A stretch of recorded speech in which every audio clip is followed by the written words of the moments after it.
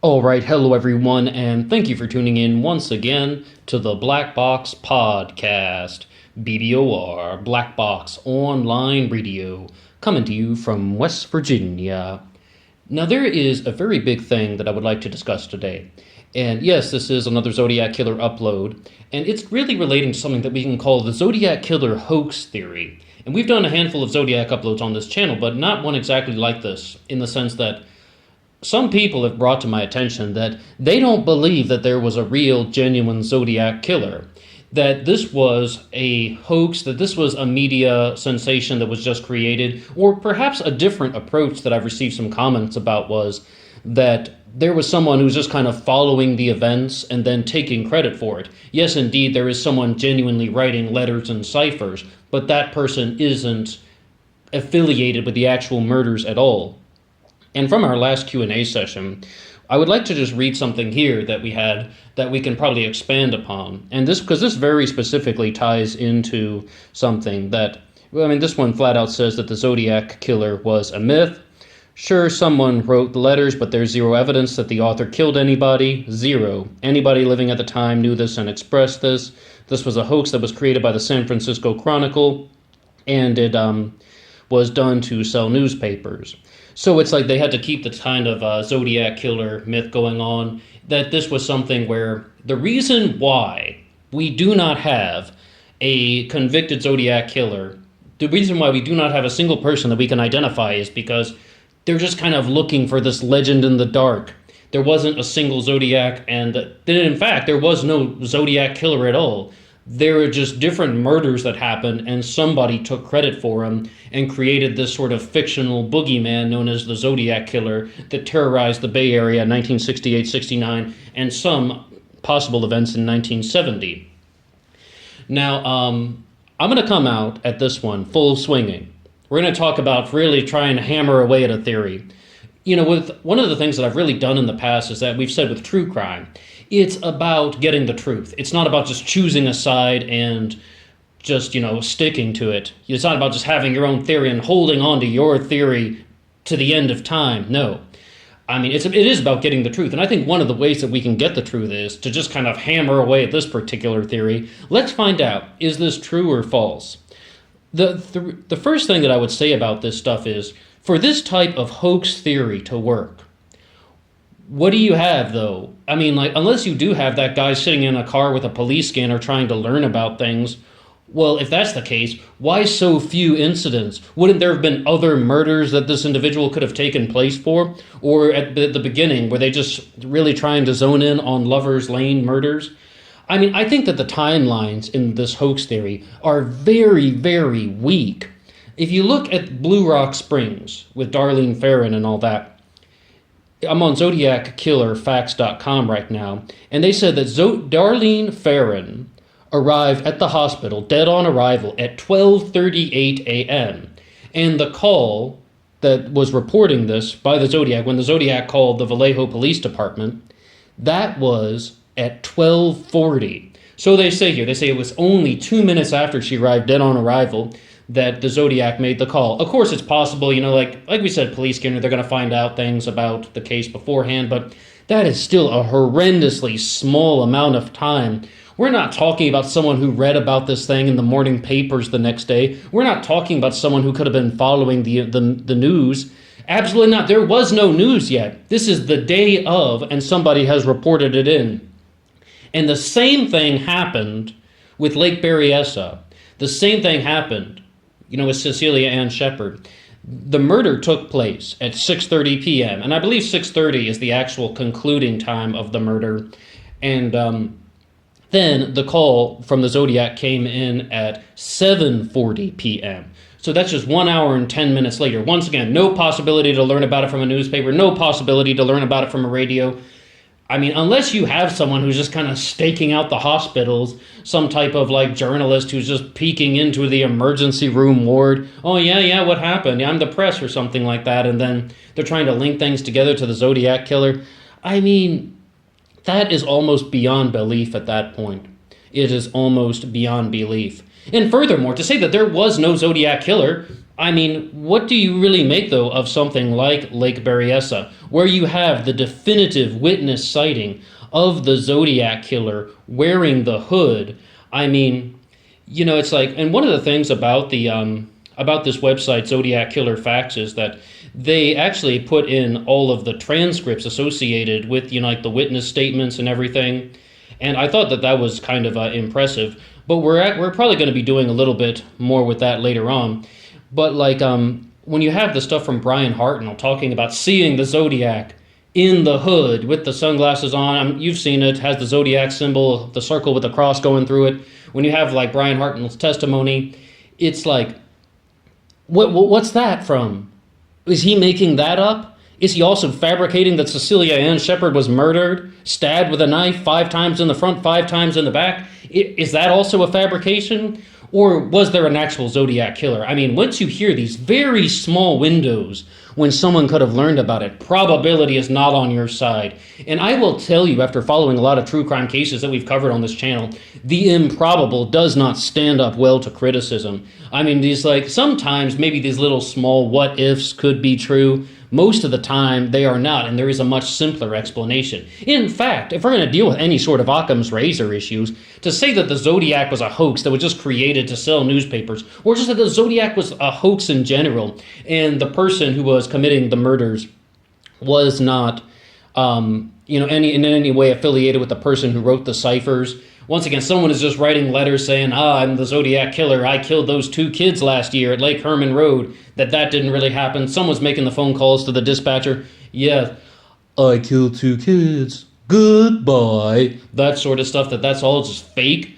Occam's razor is not on your side. Probability is not on your side. And it's getting into kind of almost just like you would have to create all sorts of justifications about why these events are happening in such a small time frame. 1 hour and 10 minutes after the murder, somebody calls it in and takes credit for it.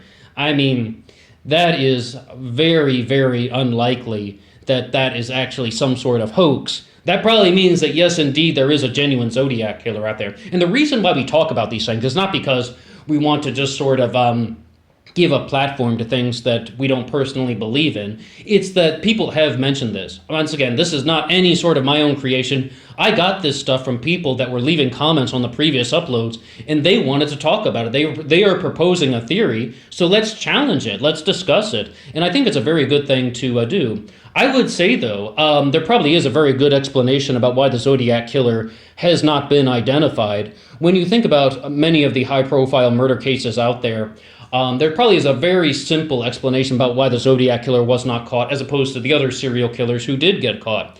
And just 2 days ago, we were talking about the New York Zodiac, Eddie Seda, who was kind of a copycat. Well, he messed up, and he got caught. Where's the messing up with the Zodiac killings of 1968 and 69?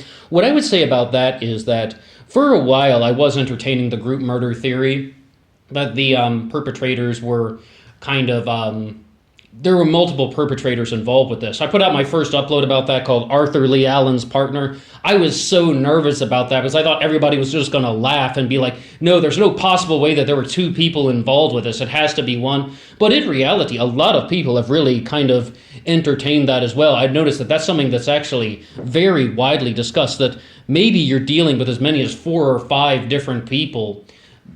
What would I say about that?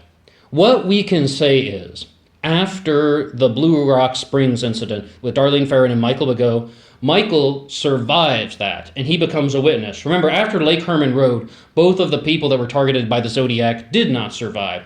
So for the first time, you have a witness who has survived, and someone who even pointed Arthur Lee Allen out of the lineup. I'm pretty sure that was Michael Legault that pointed Arthur Lee Allen out of the lineup and said, this is the man who attacked me. Well, then, obviously that brings us to the introduction of the hood. Whether you're going to be, no matter what angle you're going to be playing this, I mean, there was a witness. Someone saw who the Zodiac was, and so now the Zodiac needs to wear a hood. And I would just say, though, you see the very, very big differences, though, between something like Blue Rock Springs and Lake Berryessa, where you have, once you can read the transcripts with Brian Hartnell and Cecilia Shepard, and they're just having a conversation with the Zodiac pretty much, albeit it's purely recalled from memory. And we're going to do a bigger upload about that coming up in the later part of September, because Lake Berryessa, of course, took place on September 27th. And we're going to be talking about that closer to the date. But the thing is, we just have to look at that. What do you make of that? Why would the Zodiac introduce the hood, with the white cross going through it, the circle with the cross going through it? Is most likely because now someone had an eyewitness account of the Zodiac after Blue Rock Springs, and then they're like, either they want to conceal the identity, or perhaps that, yes, to conceal identity, but so they know that someone has seen me. If two people are able to identify person X, then that's most definitely person X. Or if it's different people, they want to keep the Zodiac myth going, because then the police and the investigators would have caught on to what they were actually doing, that maybe as many as 5 different people got together and planned this thing, and they said that we're going to be kind of just known as the Zodiac Killer. And that's one of the reasons why the Zodiac was never caught. They were looking for one person when they could have been looking for as many as 5 different people. Almost all parties believe if there were multiple assailants involved, then there was probably just one person that was writing the letters and the ciphers. It doesn't mean that there was only one person planned in the planning process of the letters and the ciphers, but one person's handwriting, one person's consistent sort of kind of designs. But I would say, though, when I was looking at the material that had been written by Eddie Seda, the New York copycat of the Zodiac Killer, I thought his handwriting was somewhat similar to the Zodiac Killer's. And I was like, wow, if he was trying to emulate from the Zodiac Killer in California, nice job. And I know that's saying that to some kind of convicted murderer right now, but yes, it's somewhat of a convincing job. And there is something, though, we should always bear in mind when it comes to handwriting. We all learn handwriting the same way. 99% of us, we all make our O's in the same fashion. Almost all of us do. Exceptions excluded, the exceptions that prove the rule. So most of us have some similarities in our handwriting. It's like we all learned it the same way, especially when you're writing with different things. Like, say, for example, you're writing with paint or you're writing with a marker. It's much more difficult to determine someone's handwriting. And you're going to see a lot more similarities if someone is writing with kind of like a Sharpie marker. You would see way more similarities than someone who's writing with a pencil or a pen. But what do we really make of the Zodiac hoax theory? I'd say the timelines are not fitting very closely. Somewhat possible, unless you have a journalist poking into emergency rooms wanting to fabricate this for the San Francisco Chronicle, or you have somebody who was kind of following the news and such. But how does that explain the hood? How does that explain the Zodiac symbol?